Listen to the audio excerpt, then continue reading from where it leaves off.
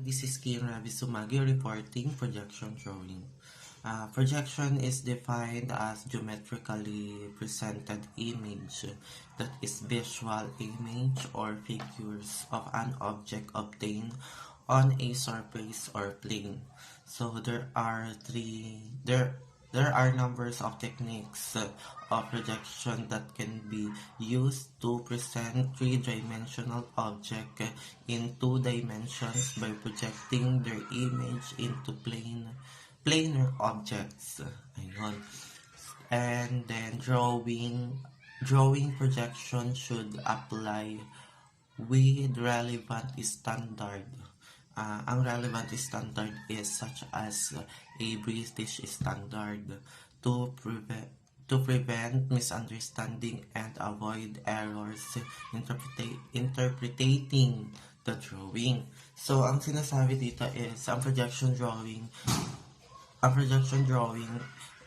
is we can present to a plane. Yun. Ito yung mga nakikita sa kapag mag-engineer ka, ganyan. Ito yung makikita sa plane mo. Yun. Tapos, para daw maiwasan ang misunderstanding at ang errors to interpret your drawing is gumamit ng British standards. Yun.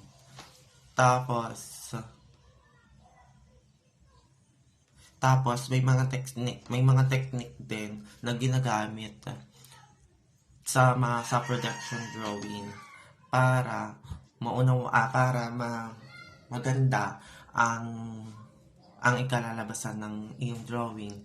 So we have three types of projection drawing, that is oblique, orthographic, and isometric.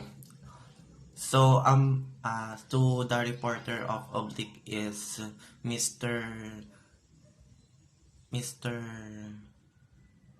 Gerardo Puntay. Sa orthographic naman po ang mag-report is si Miss Bia Kayla Palen and si Miss Nicole Sinsay. And lastly, the isometric. Ang mag-report po sa isometric is si Miss Jigger Samartino. Good morning everyone, Puntay reporting about the oblique projections drawing. Oblique projection drawing is a type of projective drawing in which the front lines are given and the proportions and the relations and all others at suitable angles other than 90 degree without thinking about the roles of the linear perspective. It is a pictorial representation of an object in which the diagram is intended to virtual perspective of objects in three dimensions. It can be done either in a normal cabinet or a cavalier style. Oblique drawing is generally used by them.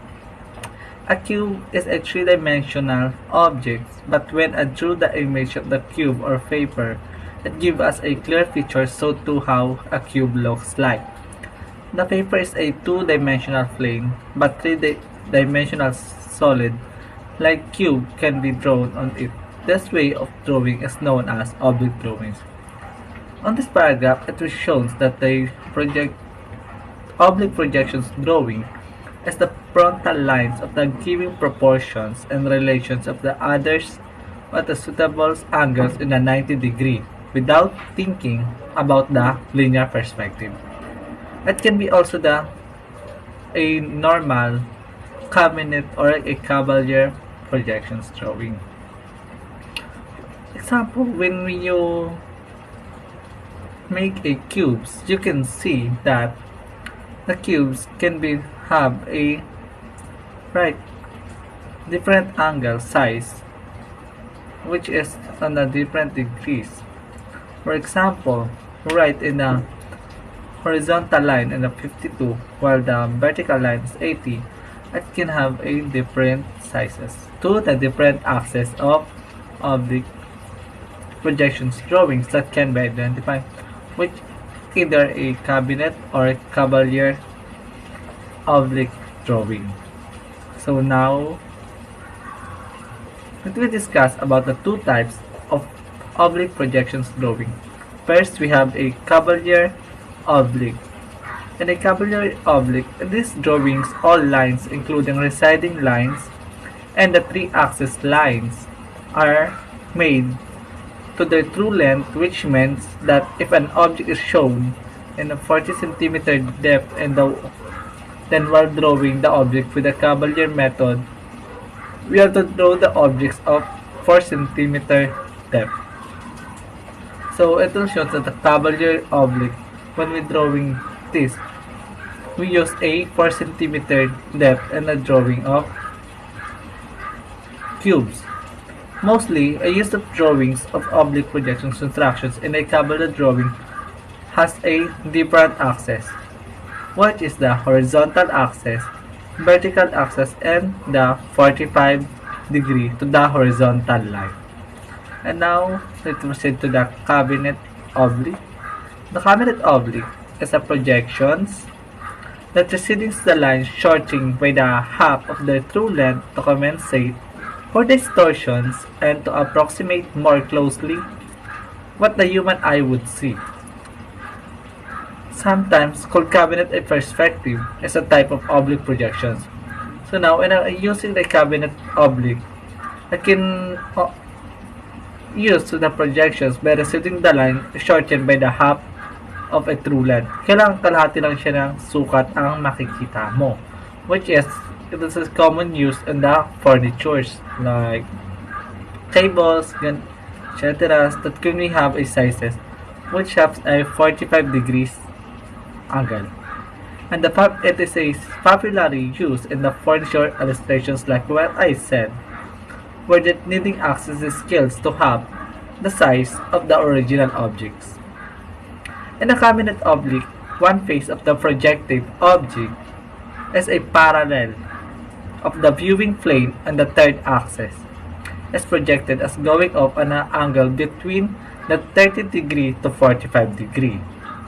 So now it is also means that the cabinet oblique is a one face projected object, which is the parallel. The parallel can be viewing a plane and the third axis can be have an angle of 30 to 45 degree. That's all. Thank you. Second one is orthographic projection. An orthographic projection is a way of representing a 3D object by using several 2D views of the object, which is isang paraan na kumakatawan sa isang 3D na bagay sa pamamagitan ng paggamit ng 2D view ng bagay. Orthographic drawings are also known as multi-view, o kilala rin siya bilang isang multi-view. The most common view are tops, front, and right side view, na kung saan ang tatlong ito ang pinakakaraniwang na ginagamit na view. Kung makikita niyo din sa example, makikita niyo dyan yung final object in the top of right side is nahati sa tatlong view, which is the top view, front view, and right side view, na binubuo ng 3D object by using several 2D views of the object. Palen reporting. So, ang topic po natin ngayon is all about the orthographic drawing projection. So, what is orthographic? Orthographic is a way of drawing an 3D object form different direction. Usually, a front side and plan view are drawn so that a person looking at the drawing can see the important sides. So, ang orthographic daw ay isang paraan na pagguhit ng 30 bagay na bumubuo na magkaibang direksyon. Karaniwang igunuhit ang harap, gilid at view na plano upang makita ng taong tumitingin o gumagawa sa guhit ay mahalagang panig. Orthographic drawing are useful especially when a design has been developed to stage whereby it is almost ready to manufacture. Ang orthographic drawing ay kapaki-pakinabang lalo na kapag ang isang disenyo ay binuo sa yugto kung saan ito ay halos handa na sa paggawa.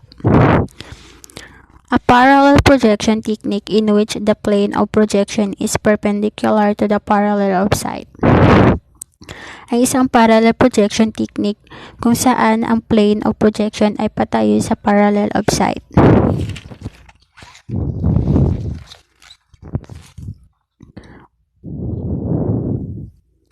So, meron po tayong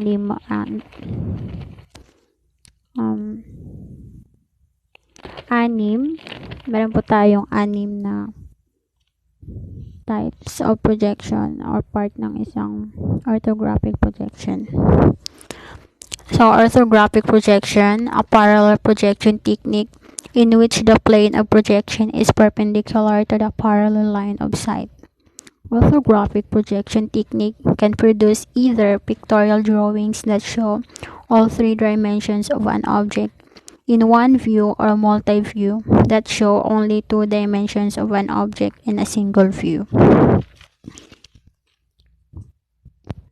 So, ang isang parallel projection technique kung saan ang plane or projection ay patayo sa parallel line of sight. Ang orthographic daw ay isa sa pamamaraan ng orthographic ay maaring makabuo ng alinman sa mga larawang guhit na nagpapakita ng lahat o tatlong dimensyon ng isang bagay o sa isang multi-view na nagpapakita lamang ng dalawang dimensyon ng isang bagay sa isang view. So, una po is ang multi-view projection. So, multi-view projection is an orthographic projection. The object is oriented in such a way that only two or dimensions are shown. The dimensions obtained are the true dimensions of the object. So, ang multi-view naman po ay isang orthographic projection na ang bagay ay nakatuon sa paraang dalawa lamang sa mga dimension nito ang ipinapakita. Ang sukat na nakuha ay ang tunay na sukat ng bagay. The second one is frontal plane of projection. So, what is frontal plane of projection? The frontal plane of projection is the plane onto which the front view of the multi-view drawing is projected, or a front view of an object shows the width or height dimensions.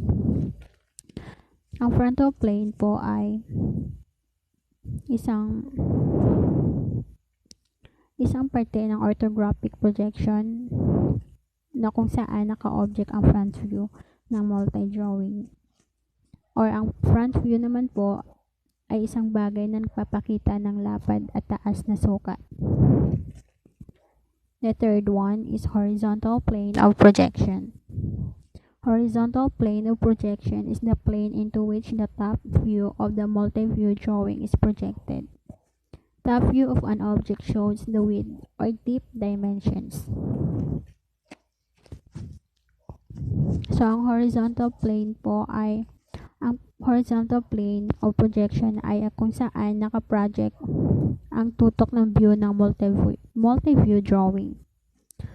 Or, ito din po ay tignan ang isang bagay na gumagalaw sa mga sukat ng lapad at lalim. The next one is profile plane of projection. The profile plane of projection is the multi-view drawing. The right side view is the standard side view used. The right side view of an object shows the depth and the height dimensions. The right side view is projected into the profile plane of dimensions, which is a plane that is parallel to the right side of the object. So ang profile po is multi-view drawing din po siya, na ang right side view ay ang standard side view na ginamit. Ang right side view ay ang isang bagay na nagpapakita ng lalim at mga sukat. At ang profile plane ng mga sukat na isang parallel sa kanyang bahagi ng bagay. And the last one is the orientation of view from projection planes. Orientation is a top view is always positioned and aligned with the front view. And side view is always positioned to the side of and aligned with the front view. So, ang orientation po is nakatutok po sa isang view na palagi nakaposisyon at nakahanay sa front view. At ang side view ay palagi nakaposisyon sa gilid na nakahanay sa front view. So, yun po. Thank you. Good day, I am Jigo Tricia Samartino from BTV TED 101A, Group 10, Projection Drawing. At this part, ang i-report ko po ay isometric projection. So, isometric projection is a 3D representation of an object, a room, or building, or design on a 2D surface. One of the defining characteristics of an isometric drawing compared to the other types of 3D representation is that the final image is not distorted.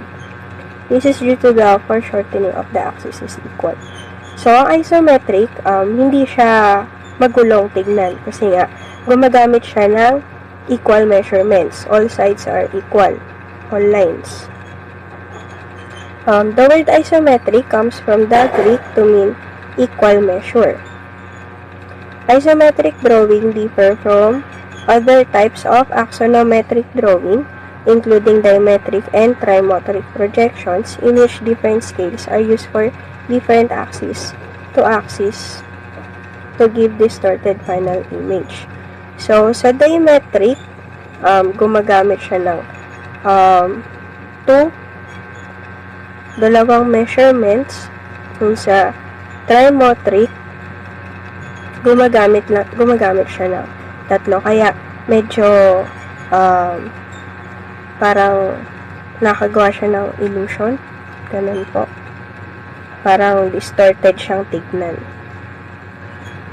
In an isometric drawing, the final object appears as if it is being viewed from the above, from one corner with the axis being sent out from this corner point. Isometric drawings begin with one vertical line along which 2 points are defined. Any line set out from the points should be constructed at an angle of 30 degrees. So, ang isometric projection ay makikita mo siya parang top view, but 3 dimensions na yung makikita mo. 3D na. Ganun po siya. Next is, the materials that are commonly used in an isometric drawing are paper, pencil, ruler, and protractor. So, yung materials naman po na ginagamit ay yung basics lang din po sa drafting, which is yung ruler. Merong iba po ang nagamit din ng triangle, protractor, and syempre po yung paper and pencil, eraser, yun din po. Ganun. That's all po for isometric projection. Thank you.